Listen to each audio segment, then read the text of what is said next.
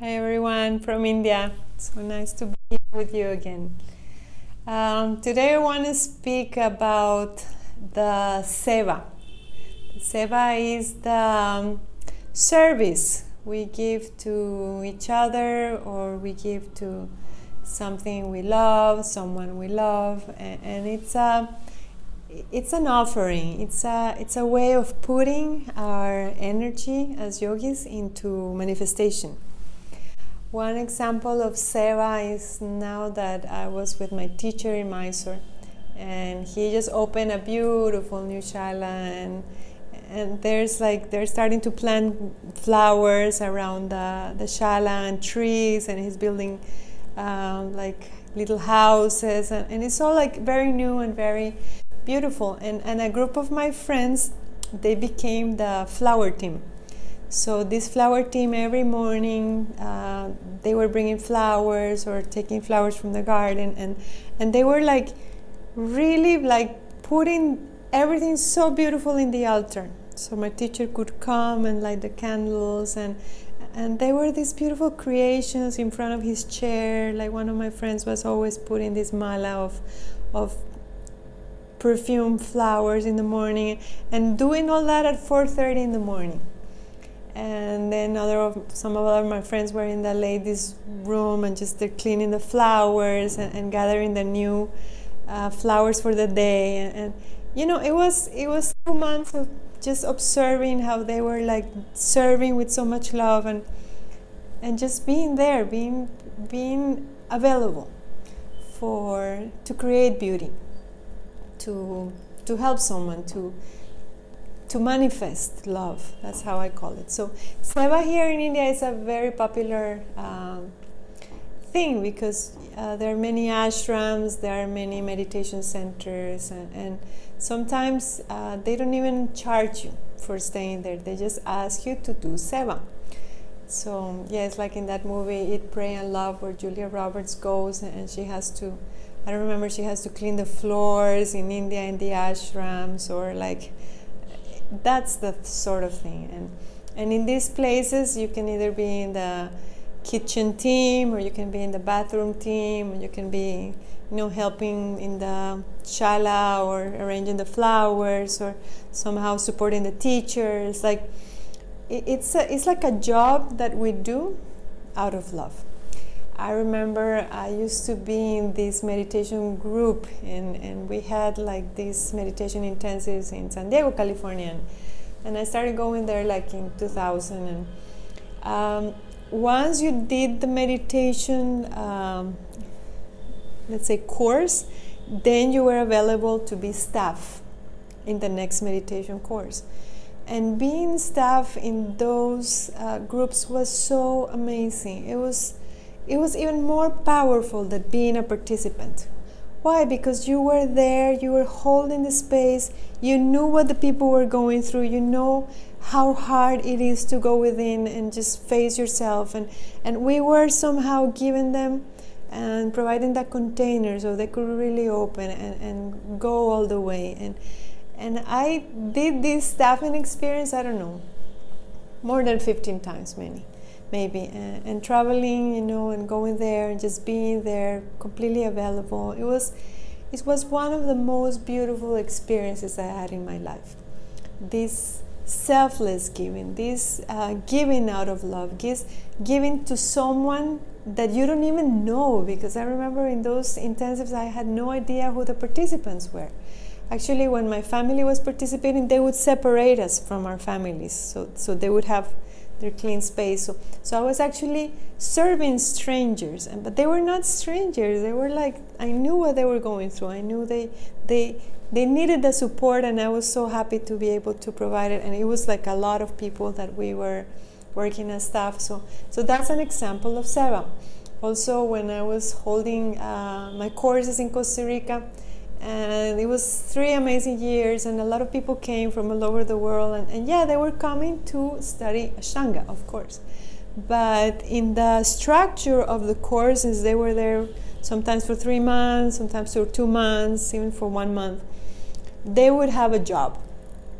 besides doing their Ashtanga practice and then listening to the philosophy and doing their homeworks and their reading assignments, they had a job, and this job was for the group. It was something that they were assigned to give to the group. Some of them were in charge of arranging the shoes downstairs, so when people finished their practice, they would come down and find their shoes not like a mess there.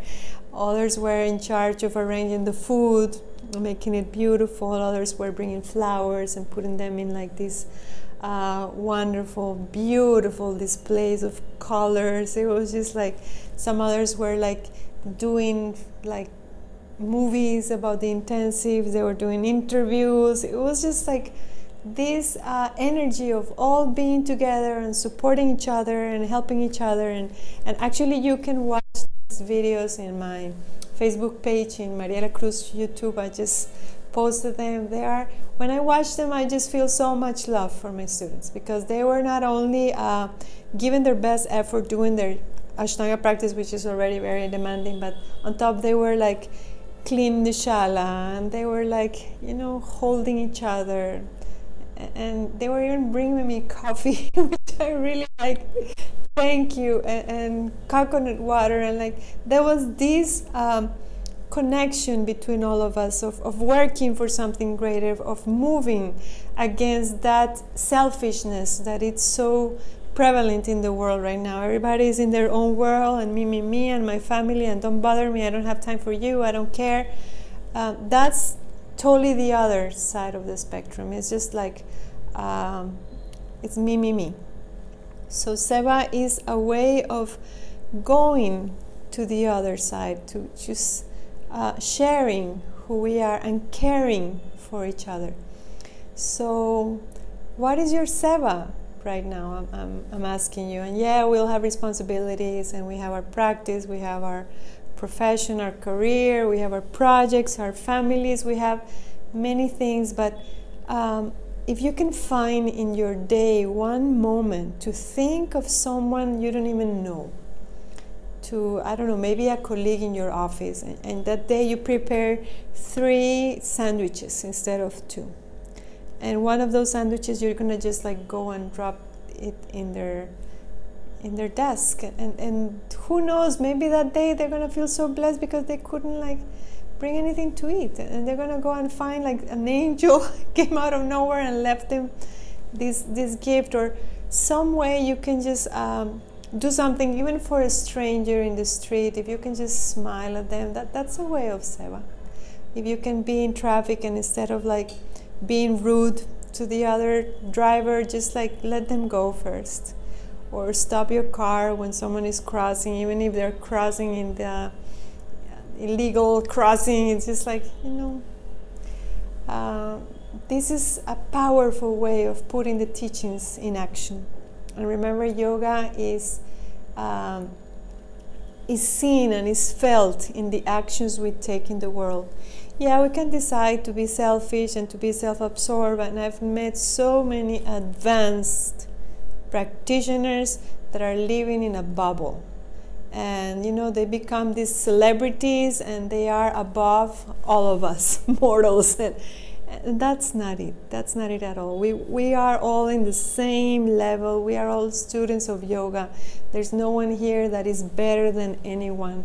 Maybe some of us, we have been doing this for a little longer, but that doesn't mean anything. I tell you, I've met amazing students that are just starting their practice, their first trip to Mysore, and they are so full of love and so full of light, and I also met people that have been going for 20 years, and they're stuck in the same like personality trend. It's like, so it doesn't matter if you're starting your practice, it doesn't matter if you've been there for 30 years.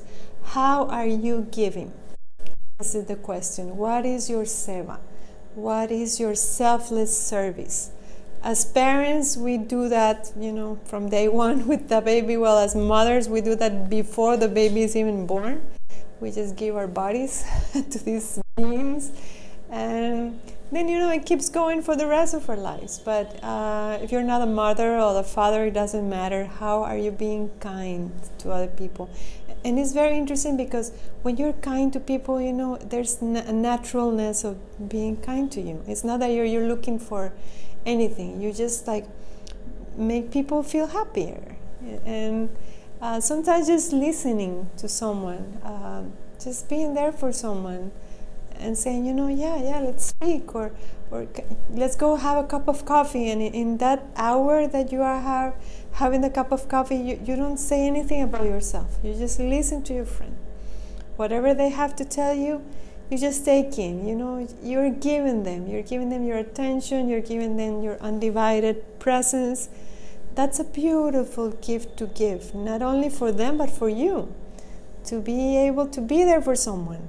Now I was here doing my videos, and then my husband comes in the room, and he's like making signals and everything because he needs me to help him in a letter. And yeah, that's myself. Yeah, I tell him, please, okay, you ask me when I'm done with the video, but this time it's fine.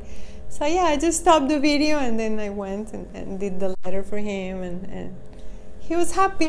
Now he went running, and I'm sure he feels happy. His letter was done, it was sent, and I could do something for him from my heart.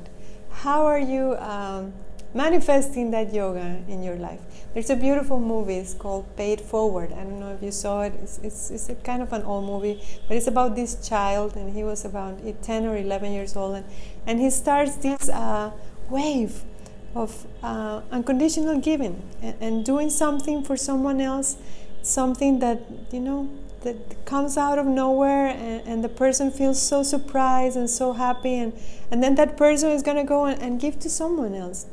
And if we start this chain of mutual kindness, this chain of mutual care, oh my God, the world is going to be a different place. Let's become agents of love, agents of service to each other or to a cause, or there's so many ways to help. Here in India you can come, and there's tons of places, orphanages, homes for sick people, homes for elderly people that really need someone to just be there and hold them and care for them.